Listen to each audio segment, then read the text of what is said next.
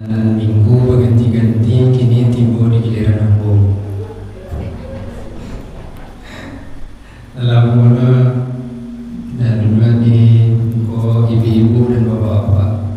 Teraga ibu-ibu dan bapak-bapak yang mau.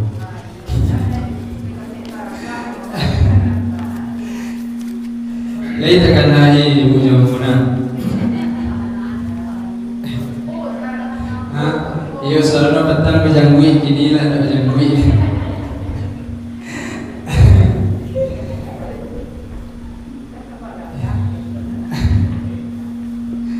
Bismillahirrahmanirrahim. Assalamualaikum warahmatullahi wabarakatuh.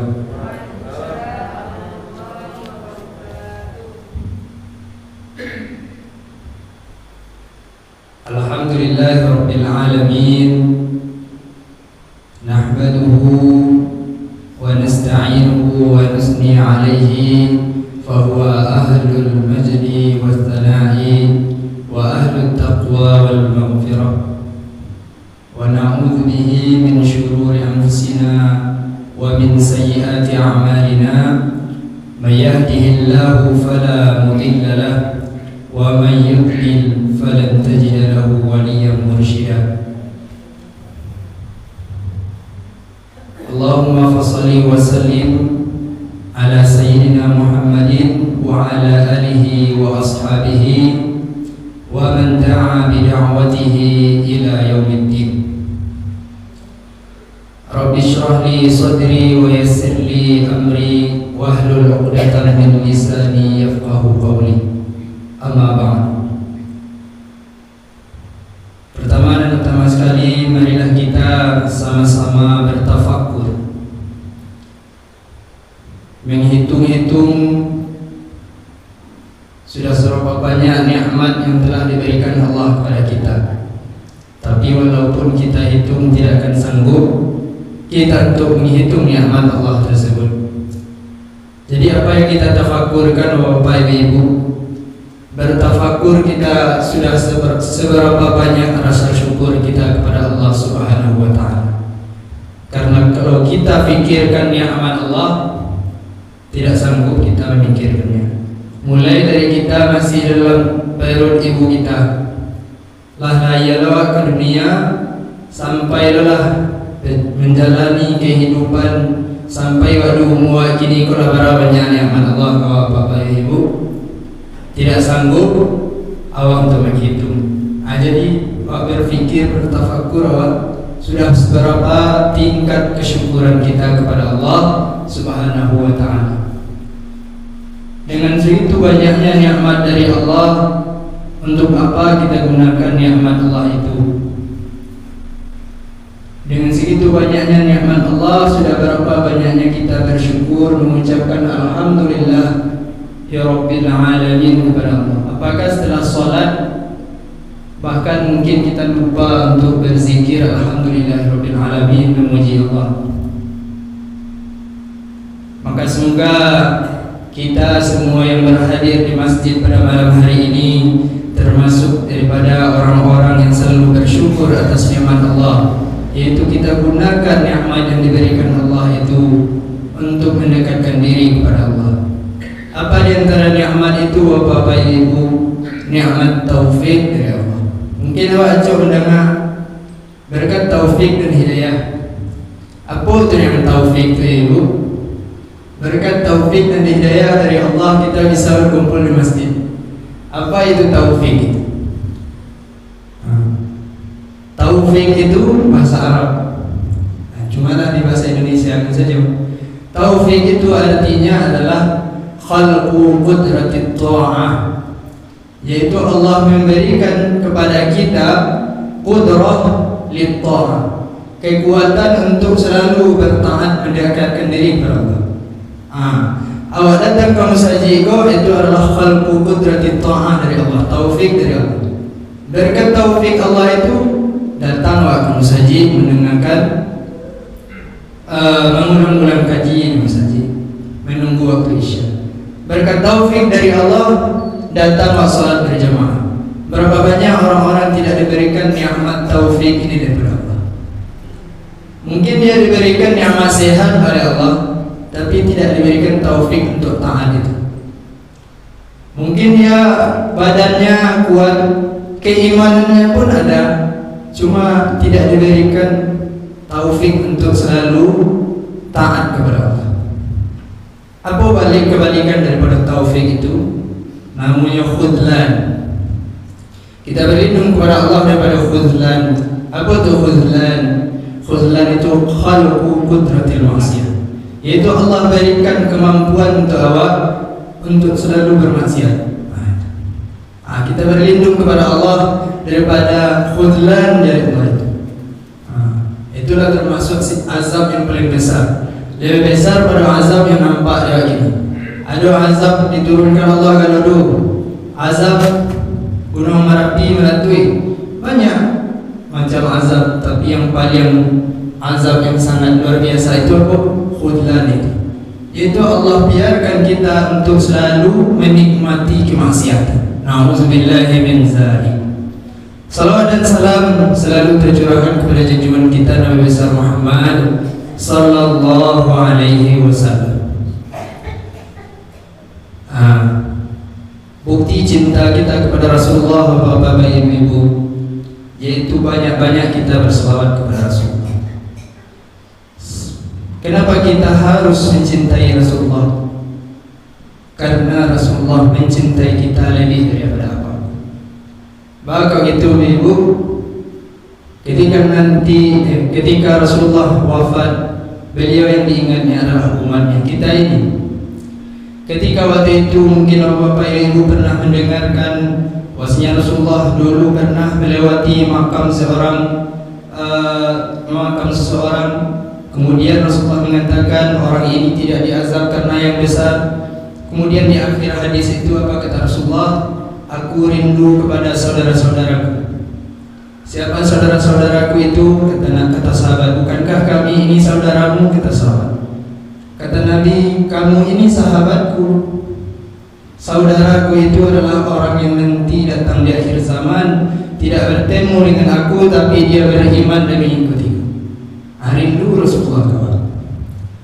Sampai nanti di akhir hari kiamat, ketika wala terlunta-lunta bapak ibu kaum muslimin, orang-orang waktu itu mencari syafaat, datanglah sebagian kepada Nabi Adam. Nabi Adam pun nyawa, sama nyawa kan? Tak ada sebagian gini orang-orang Eropa, orang-orang Barat ini moyang monyet, baru ini moyang lain. Kalau awak ada moyawak Nabi Adam. Jadi waktu hari kiamat itu orang datang ke Nabi Adam. Wahai Nabi Allah Adam, bapak kami, berilah syafaat pada kami. Tapi waktu itu Nabi Adam mengucapkan apa? Ma'ziratan, maaf amboe bang yo ini kalian. Tapi tidak bisa membagikan pertolongan. Ambo saja dulu adu melakukan kesalahan kepada Allah, sehingga ambo dikeluarkan dari sargu ba'ala memintakan pertolongan untuk kalian. Carilah ke Nabi Ibrahim. Nyampai di Nabi Ibrahim, ya Nabi Ibrahim, ajarlah kami syafaat. Nabi Ibrahim ngecek sama Allah, tidak bisa membagikan syafaat. Padahal Nabi Ibrahim itu siapa gelarnya Ibu? Khalilullah. Apa itu Khalilullah? Teman dekat Allah. Teman dekat Allah Nabi Ibrahim. Ada Nabi Ibrahim itu Abul Anbiya, bapaknya para nabi. Nabi Ibrahim itu punya dua orang istri, Siti Hajar sama Siti Sarah. Dari Siti Sarah memiliki 12 orang putra, yang kedua namanya Nabi Yusuf, jadi Nabi Ilah. Kemudian dari Nabi Yusuf ada nama anaknya Ishak. Dari Ishak Yakub punya 2 orang anak, yang kedua-duanya adalah Yusuf. Kemudian sampai nanti ke Nabi Zulkifli, Nabi Ilyas, Nabi Isa itu adalah garis keturunan daripada Nabi Ishak putra Nabi Ibrahim. Dan dari istri beliau Hajar, beliau memiliki seorang putra namanya Nabi Nabi Ismail, dari keturunan Nabi Ismail itu tidak ada yang menjadi nabi kecuali satu orang, yaitu Nabi Muhammad sallallahu alaihi wasallam. Itu makanya Nabi Ibrahim itu digelari Abul Anbiya, bapaknya para nabi, karena nabi-nabi itu berasal dari keturunan Nabi Ibrahim. Ketika datang ke Nabi Ibrahim, tidak bisa Nabi Ibrahim, suruh datang ke Nabi Musa. Tiba di Nabi Musa kalimullah, orang yang berbicara dengan Allah, yang sudah dekat dengan Allah. Nabi Musa mengijak Nabi Isa, sampai akhirnya umat Nabi Muhammad itu datang kepada Nabi Muhammad. Bagaimana cintanya Nabi Muhammad kepada umatnya, ibu. Ketika itu Nabi Muhammad bersujud kepada Allah, bersujud meneteskan air mata di hadapan Allah. Dan Nabi Muhammad tidak bangkit dari sujudnya sampai dijawab oleh Allah. Itu cintanya Nabi Muhammad kawan. Ketika itu Allah berkata ke Nabi Muhammad, "Ya Muhammad, bangkitlah, mintalah maka kamu akan diberikan apa yang kau minta, dan mintakanlah syafaat, fatusyaffa'u lak, maka kamu akan diberikan permintaan syafaat itu." Maka pada saat itu Nabi Muhammad memintakan syafaat untuk kita umatnya yang mengaku umatnya. Begitu cintanya Nabi, sampai orang-orang yang sudah dimasukkan ke dalam neraka ketika mendapatkan syafaat dari Nabi Muhammad dikeluarkan dari neraka masuk ke dalam surga. Maka sudah sepantasnya dan sepatutnya bagi kita untuk lebih mencintai Nabi Muhammad dibandingkan diri kita sendiri, karena dikatakan oleh Nabi, la yu'minu ahadukum, tidak beriman, tidak sempurna iman salah seorang dari kalian, hatta akuna li ahabba ilaihi min nafsi, sampai aku ini lebih dicintainya daripada dirinya sendiri. Maka di antara bentuk cinta kita kepada Rasulullah itu apa-apa, ibu-ibu, yaitu kita mengikuti sunnah Rasulullah, kita ikuti ajaran Rasulullah semampu kita, sekuat dan semampu kita, dan kita tinggalkan larangan-larangan yang kita dilarangkan oleh Rasulullah. Kemudian banyak-banyak kita bersalawat kepada Rasulullah, karena salawat itu Nabi tidak butuh pada salawat kita. Nabi sudah diampuni dosanya, Nabi itu sudah dijamin masuk surga, tapi yang butuh pada salawat itu adalah kita, Bapak Ibu. Karena dikatakan, man shalla alayya salatan sallallahu alaihi wasallam, siapa yang bersalawat kepadaku satu salawat saja, kata Nabi, maka Allah bersalawat untuknya 10. Apa maksud salawat dari Allah itu? Apakah Allah juga bersalawat seperti kita? Maksud salawat dari Allah itu adalah Allah berikan rahmat. Salawat dari Allah maksudnya adalah rahmat. Salawat dari malaikat artinya adalah istighfar, permintaan ampun. Dan salawat dari Allah kepada kita rahmat. Ketika kita bersalawat kepada Nabi Muhammad, mendoakan Nabi Muhammad, Allahumma sholli ala Muhammad, satu saja, maka turun 10 rahmat untuk kita. Berapa fadilahnya, luar biasanya salawat itu, Bapak. Bahkan ketika kita mungkin mendengarkan ceramah ada disebutkan nama Nabi Muhammad, lupa kita untuk bersalawat. Ya tak ya, salawat aja ya. Allahumma salli ala Muhammad wa ala ali Muhammad. Bapak Ibu kaum muslimin, panjang mana? InsyaAllah pada kesempatan yang singkat ini kita coba membaca sedikit firman Allah dalam Al-Quran, yaitu dalam surah Al-A'raf ayat yang ke-10.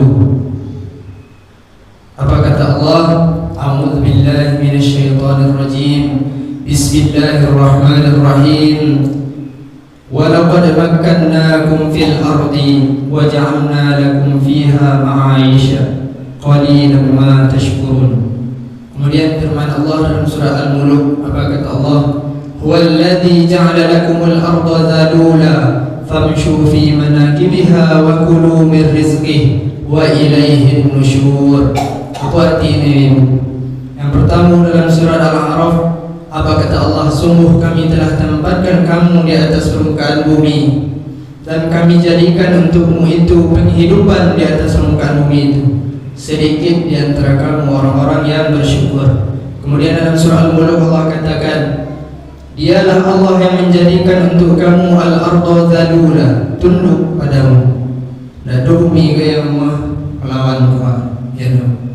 Pangkuat tanah tu melawan kau, tidak melawan tanah kan?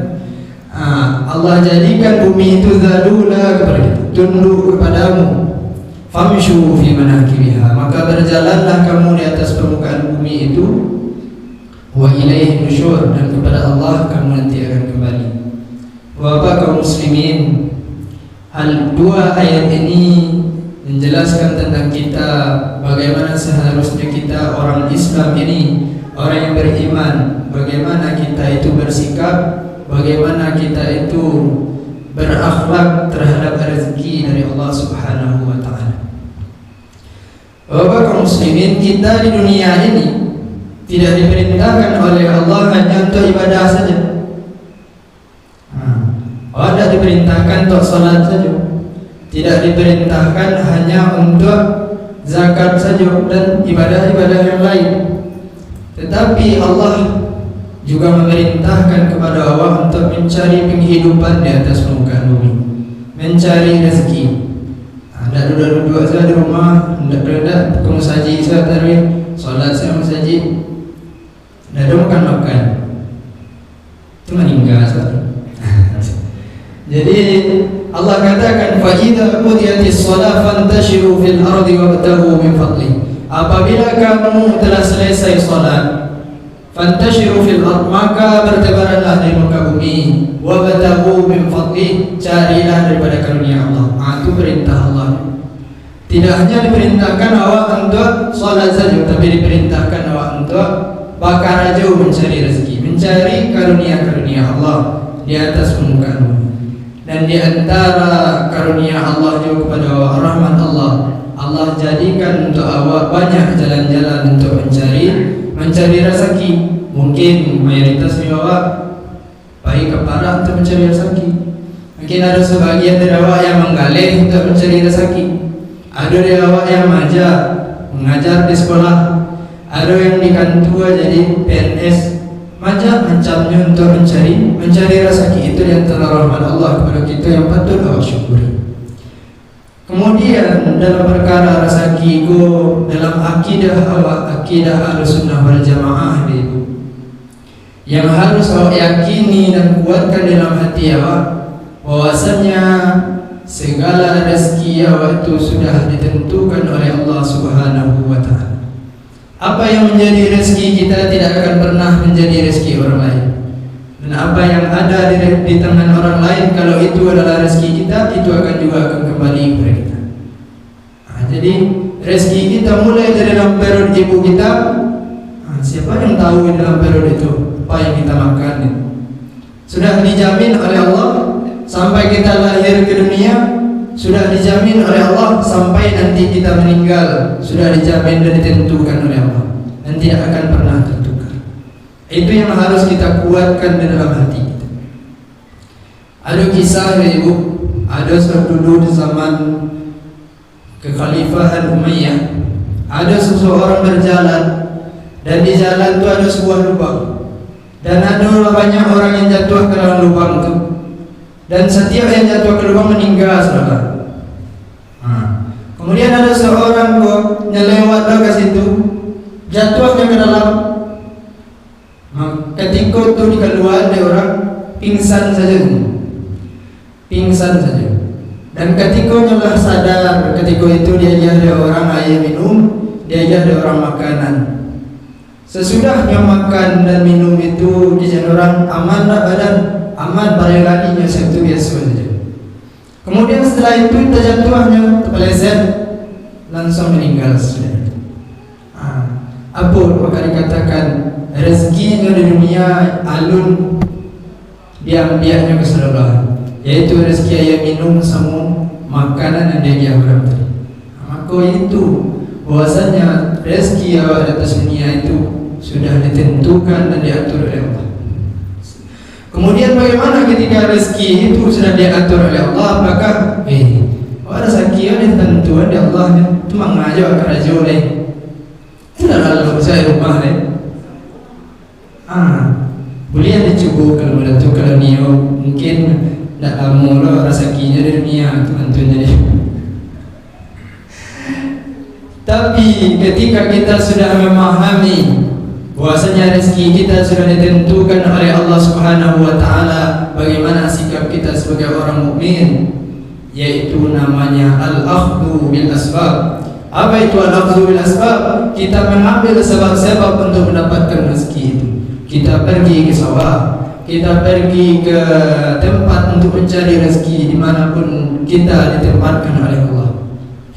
Maka ketika kita sudah pergi mencari rezeki itu, setelah itu barulah kita serahkan hasilnya kepada Allah. Itulah yang disebut dengan tawakal. Tawakal kepada Allah. Ketika kita telah berusaha, apapun hasilnya nanti kita serahkan kepada Allah. Itulah disebut dengan tawakal. Ada orang kita tawakal saja kepada Allah, kita serahkan saja kepada Allah, itu bukan tawakal namanya. Kalau belum berusaha, tapi namanya tawakal. Ya, setiap jangan apa baik. Cek tawakal, kalau cek tawakal. Tawakal itu berusaha dulu, kemudian baru kita serahkan kepada Allah. Kalau tawakal itu tanpa berusaha, kita serahkan saja kepada Allah. Yang pertama adalah akhlak terpuji, yang kedua adalah akhlak yang tidak terpuji. Kayak itu Bapak. Maka dalam permasalahan tawakal itu, maka disebutkan dalam hadis apa kata Rasulullah, "Lau annakum tawakkalu 'ala Allahi haqqa tawakkuli, la razaqakum kama yarzuqut tayr, taghdu hisaba wa taruhu bitana." Apa artinya? Jikalau kalian bertawakal kepada Allah, benar-benar bertawakal kepadanya, la razaqakum kama yarzuqut tayr, maka Allah akan berikan rezeki kepadamu sebagaimana Allah memberikan rezeki kepada burung. Taghdu hisama, ketika pagi hari dia keluar dalam keadaan perutnya kosong. Wa taruhu bitana, dan dia kembali di sore hari perutnya sudah terisi. Seperti itu. Maka dalam masalah tawakal ini ada sebuah kisah yang patut kita menjadikan ibrah, yaitu kisah Siti Hajar dan Ismail. Bagaimana kisah Siti Hajar dan Ismail?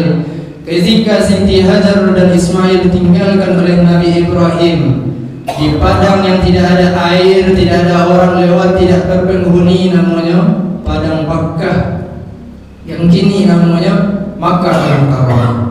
Dulu namanya Makkah, tidak ada orang ke situ, tidak ada air, tidak ada kehidupan. Maka ketika itu Siti Hajar sudah kehabisan bekal daripada Nabi Ibrahim, dan Nabi Ismail sudah kehausan, sedangkan dia tidak lagi mengeluarkan air susunya karena sudah kekeringan juga di situ. Maka apa yang dilakukan Siti Hajar? Beliau berlari mencari rezeki ke Bukit Safa. Tiba di Bukit Safa, dia mencari ke arah Bukit Marwah, dicarinya ada untuk air di situ. Berlari lagi ke Bukit Marwah. Kemudian tiba di Bukit Marwah, dicarinya ke Safa, ada bentuk air, berlari lagi ke situ. Lihat, berulang-ulang berlari sehingga itu menjadi salah satu rukun haji namanya sa'i. Berlari dan terbukit Safa dan Marwah. Tapi menurut akal logika saja tidak mungkin di situ akan ditemukan air. Tapi berkat usaha dan keyakinan daripada Siti Hajar, apa yang diajarkan Allah, dimunculkan air dari kaki Nabi Ismail. Yakinnya kalau Allah tidak akan menelantarkannya, Allah pasti telah menjamin rezekinya, bahwasanya yang dituntut darinya tinggal bau sahu. Dia bau sahu saja, walaupun tak mungkin, tetap saja dia baru sahu, Bapak Ibu. Tiba-tiba keluar air dari kaki Nabi Ismail. Begitulah Allah memberikan rezeki kepada orang yang yakin dengan rezeki Allah itu dan tetap berusaha. Jadi banyak orang kini yang hilang keyakinan itu. Mungkin banyak awak mencari di berita-berita media massa, di HP, di TV, ada orang yang mengakhiri hidupnya karena masalah ekonomi. Banyak orang yang membunuh anak-anaknya karena takut anak-anaknya dapat makan. Banyak ada. Itu berarti hilang keyakinan tadi di dalam hatinya. Bahwasanya kita sebagai orang yang beryakin, yang iman, yang mengatakan beriman kepada Allah, yakinlah rezeki akan dijamin oleh Allah. Yang dituntut dari awal adalah mencari rezeki itu. Usaha saja gitu, maka rezeki itu akan datang dari arah yang tidak awak sanggup-sanggup. Kemudian mungkin timbul pertanyaan dari awak, kami dah berusaha, lah berdoa, cuma rezeki tidak duit tiba-tiba dah. Rezeki itu modal tu saja susah ini kami taruhnya. Maka ada mungkin beberapa amalan kata ulama yang bisa membukakan pintu rezeki itu. Di antaranya Bapak Ibu, yaitu banyak-banyak beristighfar kepada Allah. Bisa saja Bapak kaum muslimin, ketika awaklah berusaha mencari rezeki, lah berdoa dan beribadah, awak mendekatkan diri kepada Allah, tetapi rezeki nak turun dan datangnya dari Allah, susah jadi dia baru. Bisa jadi mungkin ada sedikit dosa di hati awak, atau ada beberapa dosa yang kita lakukan awak tak sadar dengan dosa itu. Maka pada saat itu banyak-banyak kita beristighfar kepada Allah. Bisa jadi rezeki itulah dakik awak, tapi kerana dosa itu tak jadi awak sampai ke rezeki itu. Pada saat itu suatu hari Al-Imam Al-Hasan Al-Basri, seorang ulama besar, pernah ditanya, "Ya Imam, bahwa di kampungmu nak turun-turun hujan." Maka kata Al-Hasan Al-Basri waktu itu, "Istighfirillah, banyak-banyak beristighfar kepada Allah." Kemudian datanglah orang lain dari kampung lain, "Ya Imam, bahwa ambo payah benar untuk mencari rezeki, untuk makan sehari-hari, susah naik di ambo." Maka ketika itu apa kata Imam Hasan Al-Basri? "Istighfirillah, beristighfarlah, minta ampun kepada Allah." Kemudian datang lihat orang dari tempat lain, "Ya Imam, anak aku susah benarnya untuk menangkap pelajaran segala macam." Maka apa kata Imam Hasan Al-Basri? "Istighfirillah, minta istighfar, minta ampun kepada Allah." Datanglah murid beliau kepada beliau, "Ya Imam, banyak orang yang datang ke engkau, permasalahannya macam-macam, cuma engkau hanya menjawab istighfirillah saja." Kemudian dijawab oleh Imam Hasan Al-Basri dengan ayat dalam surat Nuh. Apa ayatnya? "Faqultu astaghfiru rabbakum innahu kana ghaffara yursilis samaa'a 'alaikum midrara wa yumdidukum bi amwalin wa banin wa yaj'al lakum jannatin wa yaj'al lakum anhar." Apa artinya itu? Ketika itu Nuh berkata kepada kaumnya, jawaban daripada pertanyaan murid Imam Hasan Basri itu dengan jawaban Nabi Nuh. Apa Nabi Nuh jawab? "Faqultu astaghfiru rabbakum innahu kana ghaffar." Aku katakan kepada mereka, minta ampunlah kepada Tuhanmu, sesungguhnya Dia itu Maha Pengampun. Yursilis samaa'a 'alaikum midrar. Ketika kamu sudah minta ampun kepada Allah, maka Allah akan mengirimkan kepadamu hujan yang dapat memberikan rahmat dan rezeki kepadamu. Wa yumdidukum bi amwalin wa banin. Dan kemudian Allah akan cukupkan kamu dengan harta, rezeki dan anak-anak. Disebutkan istighfar itu. Kemudian apa? Wa yaj'al lakum jannat wa yaj'al lakum anhara. Kemudian Allah jadikan untukmu kebun-kebunmu penuh buahnya, banyak buahnya. Apapun yang kamu tanam akan mendatangkan hasil yang bagus. Disebabkan apa? Disebabkan istighfar itu. Kemudian wa yaj'al lakum anhara, dan kami jadikan untuk kamu sungai-sungai. Kalau kamu bekerja di sungai, banyak kamu mendapatkan di situ hasil dan rahmat dan berkah dari Allah. Hanya dengan satu amalan saja, yaitu beristighfar kepada Allah. Mungkin maknanya ibu lain apa ibu beristighfar kepada Allah dalam satu hari itu. Alhamdulillah. Mungkin karena istighfar dari bapak ibu, barana bina hujan di kampung awak lain ada terjadi bencana di tempat.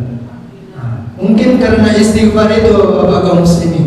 Karena istighfar itu apa kata Allah? Yursilis samaa'a 'alaikum midrara. Allah datangkan hujan itu, hujan memberikan berkah, tidak memberikan azab, disebabkan orang-orang di sana masih ada yang beristighfar kepada Allah, minta ampun kepada Allah. Kemudian apa? Diberikan oleh Allah harta, diberikan oleh Allah anak-anak yang berbakti. Disebabkan apa? Disebabkan banyak beristighfar kepada Allah. Itu salah satu pertama amalan untuk membukakan pintu rezeki itu. Kemudian apa? Beristighfar, tapi susahnya baru. Maka apa di antara amalan untuk membukakan rezeki itu? Di antaranya adalah menyambungkan tali silaturahmi. Apa itu silaturahmi? Hubungan baik antara kita dengan orang lain, dengan kerabat kita maupun dengan tidak kerabat kita. Misalnya kita itu sering datang ke rumah orang ini, maka seterusnya kita datang ke rumahnya. Jangan kita memutuskan tidak lagi datang ke rumah. Berarti kita memutuskan silaturahmi yang sama ini. Biasanya lagi orang kalau masa lagi orang tetangga tu ikut masa lagi ada. Itu termasuk memutus silaturahmi. Maka apa kata Nabi? Man arada ayyubsata lahu fi rizqihi wa ayyunsa'alahu fi ajalihi falyasil rahimah. Maka siapa di antara kamu yang ingin dibukakan dalam rezekinya, ayyubsata lahu fi rizqihi wa ayyunsa'alahu fi ajalihi, dan ditangguhkan ajalnya, maksudnya ditangguhkan itu apa? Diberikan umur yang panjang dan berkah. Falyasil rahimah, maka sambungkanlah tali silaturahmi katanya. Kita sambungkan tali silaturahmi. Yang selalu kita berhubungan baik dengan dia, kita selalu berhubungan baik dengan dia. Yang sebelumnya kita tidak berhubungan baik dengan orang itu, kita mulailah untuk berhubungan baik dengan orang itu. Maka sebenarnya apa yang ibu kaum muslimin, di antara untuk cara menyambungkan silaturahmi itu sudah ada dalam Islam. Tapi awak mungkin agak susah mengamalkannya karena tidak terbiasa. Mungkin kalau ada mencari orang tertentu, itu dari kalangan mana tu, pasti ada itu. Apa tu bapak-bapak muslim? Yaitu mengucapkan salam. Ambo pun agak jarang kalau bersobo di jalan mengucapkan salam itu kepada saudara gitu. Seharusnya ada itu bapak muslim. Itu mengucapkan salam. So orang assalamualaikum warahmatullahi. Ada mungkin awak mencari ada orang yang mengicik itu ketika bersobo jawab jemaah tabligh mingguan. Ada orang itu. Padahal sebenarnya itu adalah salah satu cara untuk menyambungkan silaturahmi yang diajarkan oleh Rasulullah SAW. Afshus salam, yaitu menyebarkan salam. Dan banyak lagi amalan-amalan lain yang bisa untuk membukakan pintu rezeki itu. Kemudian di ayat tadi, setelah Allah sebutkan kepada kita untuk selalu mencari rezeki itu, namun kita harus ingat bapak kaum muslimin, di akhir ayat Allah sebutkan wa ilaihin nusyur, bahwasanya kamu nanti akan kembali kepada Allah.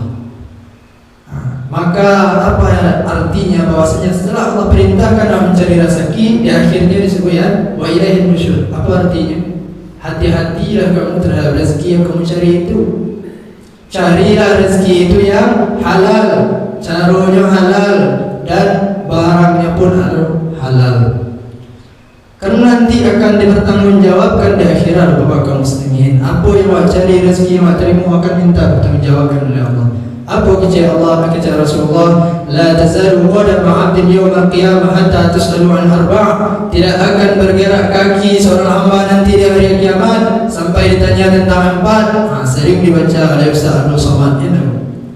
Apa itu? An umrihi fima afna, wa an amalihi fima fa'ala, wa an badanihi fima abla, wa an rizqihi min aina iktasabahu wa min aina anfaqa.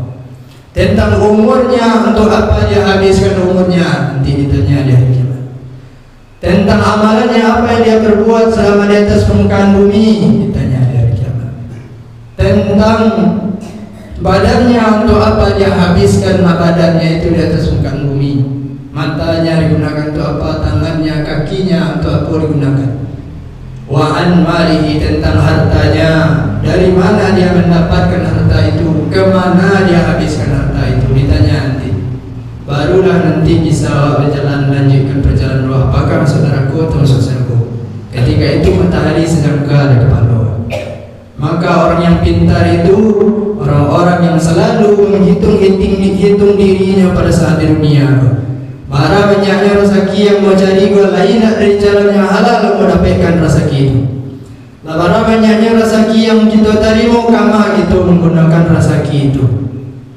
Jangan sampai awak nanti baru dihitung oleh Allah di hari kiamat. Al-Qaisu man dana nafsahu qabla an tudan. Orang yang pintar itu orang-orang yang menghitung-hitung dirinya sebelum nanti dia dihitung oleh Allah di hari kiamat kelak. Maka dari itu carilah rezeki itu dari jalan yang halal, carilah rezeki itu rezeki yang halal. Karena sebagaimana ayat tadi, walladzi ja'ala lakumul arda zalula famshu fi manakibiha wa kulu min rizqihi wa ilaihin nusyur. Dialah Allah yang menjadikan untuk tanah itu tunduk kepadamu, maka berjalanlah mencari rezeki di atas permukaan bumi itu, dan ingat wa ilaihin nusyur, kamu nanti akan kembali kepada Allah. Maka ingatlah dari mana kita mendapatkan rezeki dari Allah Subhanahu wa ta'ala. Nah, jadi itu mungkin kaji awak sedikit pada kesempatan yang penuh berkah kau.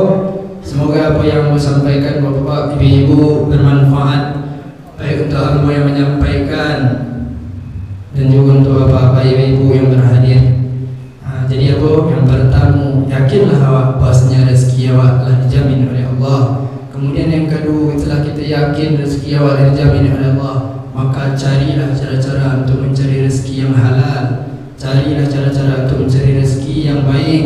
Kemudian kita serahkan hasilnya kepada Allah Subhanahu wa ta'ala. Kemudian banyak-banyaklah kita beristighfar kepada Allah. Semoga dengan istighfar kita itu, sebagaimana ayat dalam surat Nuh tadi, Allah mudahkan kepada kita rezeki kita. Allah berikan harta yang berkah, Allah berikan anak-anak yang berbakti, Allah berikan tanaman tumbuhan yang kita tanam, semua yang berikan hasil yang berkah. Kemudian terakhir, jangan kita lupa bahwasanya kita di dunia mencari rezeki, bahwasanya kita nanti di akhirat akan diminta pertanggungjawaban oleh Allah atas apa yang kita cari itu, untuk apa kita menggunakannya. Semoga bermanfaat. Wabillahi taufiq wal hidayah. Wassalamualaikum warahmatullahi wabarakatuh.